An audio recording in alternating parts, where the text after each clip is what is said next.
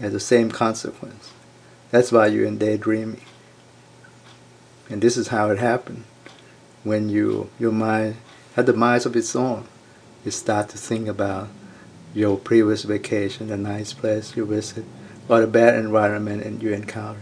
It pop up in your brain in the sneaky thoughts without actually exposing to that environment at all. Just pop up in your mind. And it start the mechanism of manotvara, vachana, your mind being conditioned by it in the conceptual thought, and you indulge in that thoughts in 7 mind moments, and then you memorize, oh, that guy or that place give me an ugly feeling. You borrow money and never return. You got start to plan your vengeance.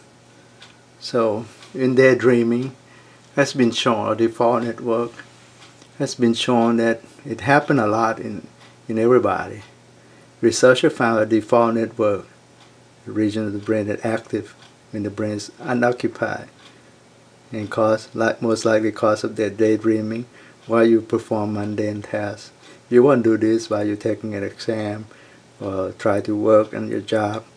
When you relax and so on, daydreaming, you pour sugar, overflow the cup of tea or coffee. It's called brain dark energy, and it's been reported by Professor Reshley at Washington University, and it's been further worked by Dr. Mason at Harvard.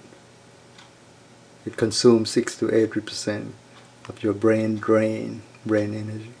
So at the resting stage, active default network is at work, even though called resting, but it's no longer resting. Those areas activate with the yellow and red color, called brain dark energy. It drains you and consumes 6 to 80% of your brain energy. The Buddha prescribed the method of seeing your mind clearly with mindfulness and self-awareness. It's based on the 4 foundations of mindfulness by self-observation, self-monitoring of your body and mind. And observe your body, your feeling, your mind, mental phenomena, mental object, mental events, unbiasedly, as it is, called Dharma investigation.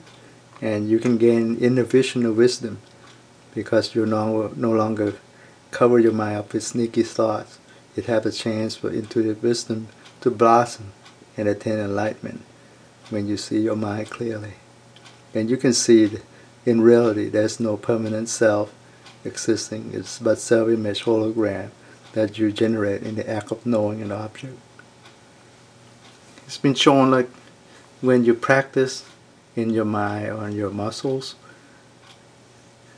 there's always competition between neurons and synapses all the time. This work was done at Dr. Walsh at Washington University. 2 neurons are competing. The blue neuron, the nerve axon, looked like it's winning, but then the green one took over. So neuroplasticity happens all the time with this variability. You can train yourself to on the righteous path and think clearly, make a pathway strong and firm, so you won't be trapped in your sneaky thought anymore.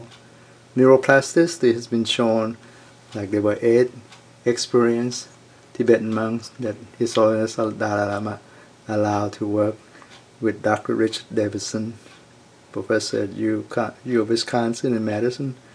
He found like normal person, the functional MRI scan, and as a control, have negative emotion with persistent activity on the right prefrontal cortex here. But when you train with meditation, like those 8 monks which have done at least 10,000 hours of meditation, their minds work differently. I mean, it lit up with more positive temperaments. They meditate on loving kindness, compassion, and it's a neutral, unbiased meditation themes, not related to any theological aspect. So they're more positive temperaments, with activity occurs in the left prefrontal cortex instead of the right side. It lit up the left one. And Tibetan Lama experienced in meditation baseline activity much farther to the left, prefrontal cortex, than anyone studied. And that equates to happiness.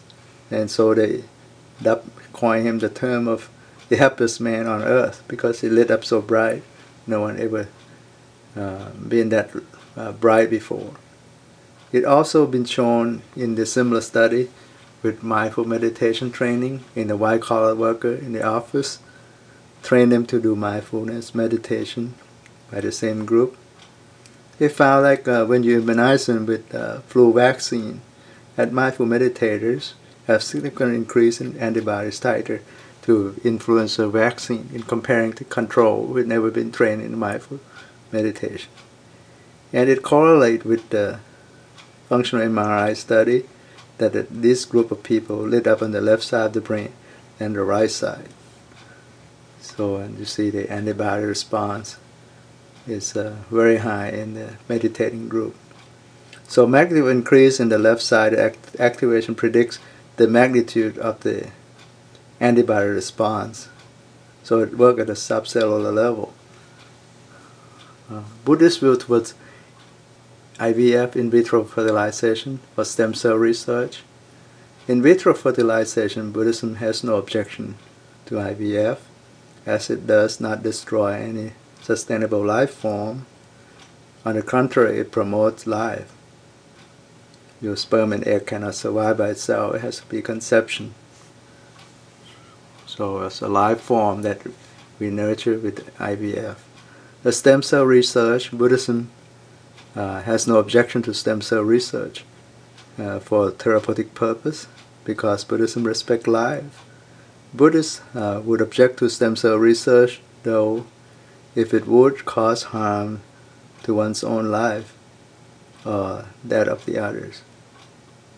Abortion, Buddhism does not recommend abortion, because the birth consciousness together with the sperm and egg are essential in the conception. Therefore, any medical practice that destroys fetus would be considered killing a living being, which is against the Buddhist ethics.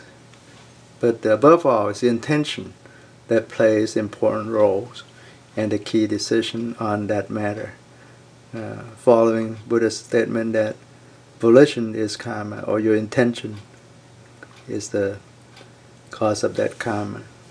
Intention is karma, basically. Therapeutic abortion with intention to save the mother's life is generally acceptable among the Buddhist community. Abortion decision is left to the individual and varies significantly from one country to the other. End of life support. The stage of end of life is a time to reconcile with your family, and above all with yourself, to let go and become selfless, and to free oneself from suffering, not clinging to your illness neither. Buddhism has no objection to treatment with life support system. Withdrawal of life support is medically futile situations is acceptable to Buddhists. The Buddha gave the final words that perishable are all composite things or conditioned things,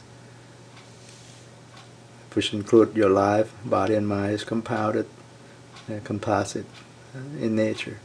One should perfect one's mindfulness and self-awareness. And that was the Buddha's last words at his deathbed. So one can perfect one's mind with mindful awareness unbiasedly through the middle path, insight meditation, with insight wisdom. So we have advanced evolution. It's been described in Buddhism that we evolve all the time. And then one can have mind development and come to see your Buddha nature. He stated all beings have Buddha nature, Buddha seed. All beings are similar to the Buddha. All beings are the Buddha, the follower Buddhas, after his teaching. But he cannot enlighten you, but you have to do it by yourself. He stated that the Buddhas point out the way. You yourself has to make the effort. So a lotus for you is symbolic of enlightenment, a Buddha to be. So hopefully you come to practice and understand through your insight wisdom, and liberation would occur in you. Thank you for your attention. This is Jivaka Komarapat, who was a personal physician of the Buddha, practiced Ayurveda, the old ancient Indian medicine. He was a physician appointed to the court of King Pimpizara, who was a student of the Buddha as well, of Rajagaha. And so the king appointed him as a personal physician caring for the Buddha and the monks as well.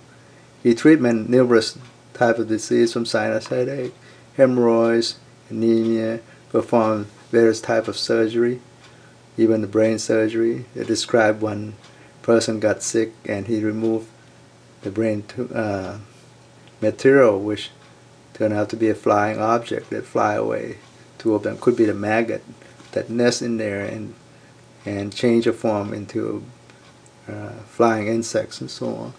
Described as a bird of flying beings had left the brain there.